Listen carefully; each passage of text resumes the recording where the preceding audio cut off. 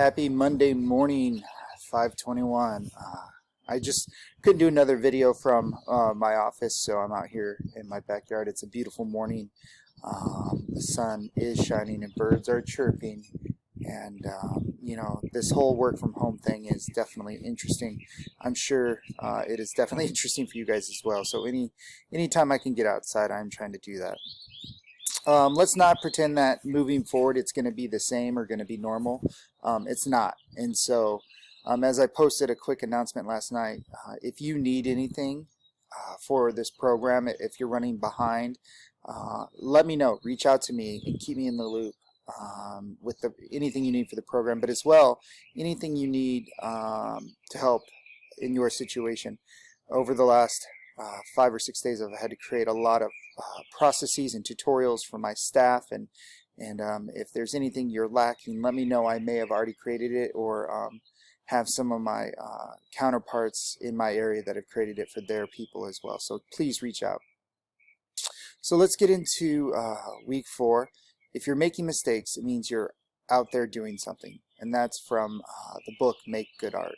And I just love that because I know in the past 5 to 7 days I've made a lot of mistakes doing a lot of different things, but we had to get stuff out there, right? It's almost like ready, shoot, and then aim. And so let's dive into the week.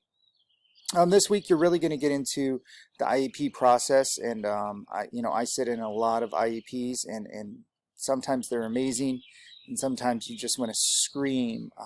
They can be really, really frustrating. So we're going to look at those. We're going to look at communication tools and funding sources, and your weekly assignments do come back in.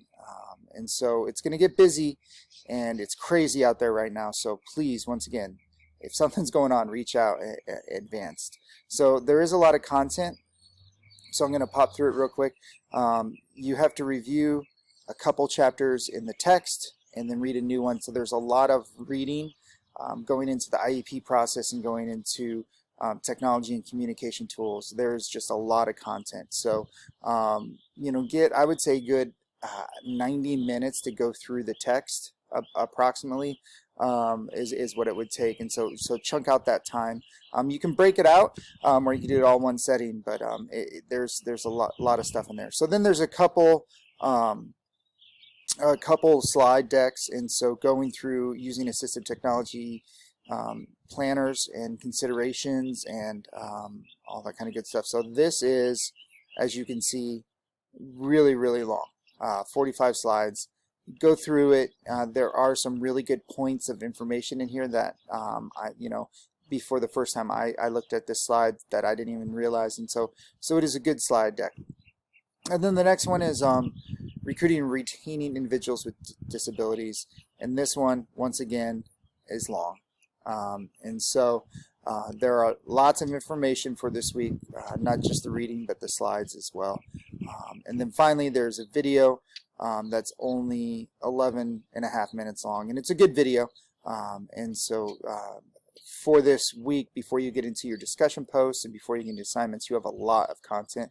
So I would say today and tomorrow really focus on that content and getting through all of that. Your discussion board question, you're going to find some videos on YouTube or Vimeo, or you can search the internet on students on the ASD, Autism Spectrum Disorder spectrum, and who are using technology tools for communication. Share what was new or surprising, and provide links to the videos you found. Remember, you need your initial post by Thursday and then your 2 responses by Sunday. I've really, really enjoyed, I'm going to be honest, this entire class with your discussion board questions. I've really enjoyed just sitting back and learning and reading, and not really inserting myself into the conversation too much, but really letting you guys and just go through that. It's really, really robust, and you guys should be really proud of that part of it. I do think discussion board gets overlooked a little bit in the program, and I think it's a huge, huge part of it. So your assignments for this week are your discussion question, and then your try something new, which you've been working on for quite a while now. This is week 4, and this one is actually going to be due at the end of this week. And so this final week is a communication tool. So as long as you've been keeping up with your try something new, this should be a fairly quick assignment. So looking ahead, there's quite a bit of stuff coming up, and I know I put a lot right here, but I just wanted to make sure all the links were there for you. So starting at the end, the e-portfolio, that hasn't changed, but this week, the piece that you're really completing for that e-portfolio is an IEP process for an assistive technology tool, low incidence tools and funding resources, and communication tech tools. So it's really, that's going to be the focus for this section for this week that you should really be working on. If you're not working on your e-portfolio as you're going, it's going to be a big bear towards the end of the course. So I would make sure, if you're behind, I know there's a break coming up for spring break. Use that time wisely. Your next assignment is Bloom's Digital Taxonomy and a SAMR revised lesson plan. So the first thing I like to do is, if you've not heard of SAMR, I'm sure most of you have. I love SAMR, and it means substitute, augment, modify, and redesign. And really, I love this example of, technology is a direct tool with a direct tool substitute with no functional change. So you have coffee, and then it acts as a substitute with an improvement, and Starbucks went to latte. Technology allows for significant task redesign, a macchiato, and then allows for a new creation of new tasks, a pumpkin spice, which I would argue pumpkin should not be in food, but I know I'm in the minority there. A good example is if you have students writing in a journal, the substitute would be to have them write using a Chromebook, right? That you're just substituting. You're taking away paper and you're giving them a Chromebook. And an augment would be, you would have them share that journal entry with a peer. Modify would be that they have to share it with a peer, and that peer has to give significant feedback. And then something, a redesign would be, if you're reading a book and they're writing journal entries about a specific book, is you reach out and you do a video chat with that author, and then they go back and do a second journal entry, because that wasn't previously a task, right? That was available before technology. So that's SAMR. So submit a lesson plan highlighting the places where Bloom's is present and where you've incorporated facets of the SAMR model. This is a really fun assignment to see a lot of your lessons plans with these in there. Include a 1 to 2 paragraph explanation of the changes you made to your existing lesson plan and other pertinent thoughts and ideas that surfaced as a result of these adjustments.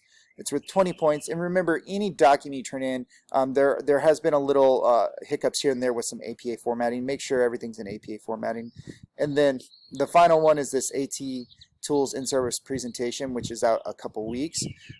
Essentially, you're going to take one of the tools you discovered and you're going to create an 8 to 10 teacher slide presentation. And so remember bullet points, use the speaker notes, very much so. Multimedia elements, visual aids, a couple things I've talked. Whatever you were going to say in the presentation, put in the bullet points. That's an easy way to do it. Make sure that your design helps, right? It adds. And then these are the questions that should be included or addressed. So there's 8 main points, and there's a lot of documentation here on what is asking. Make sure you have a reference slide at the end. This does not count to the 8 to 10 slides. And you can also, if it's a specific reference on a slide, you can always put it in the notes as well. I will throw out a couple challenges here. One, in Google Slides, you can now embed audio really easily. You have to record that audio and then drop it into your drive, and then insert it, make sure share permissions are good. Or 2, right now everyone's using Google Meets. You could actually put it out there to some of your classmates or even some of your current teachers. Hey, I have to do this presentation. Open up a Meet and hit the record button. And then you can drop that video file along with the presentation link in Blackboard. Or Zoom, or Screencastify. You can use Screencastify, or I use Screencast-O-Matic. So actually try, it's just a challenge. It's not a part of the 25 points, but man, if you can actually present it, it makes it more real. And right now, man, there is a lot of things that our students need, especially students with disabilities, with this distance learning going on. So that's a couple weeks out. And then just to recap, this is the week 4. So what we're going over, the message today, for this week, and then your content, your discussion board, your e-portfolio. Once again, is due in week 8, and then submit something new, which you should be up to par. So anyway, I hope you all are doing well. I really do hope that you're making this transition, and most importantly, focusing on your family and your own health, and then that of your students. If you need anything, please reach out.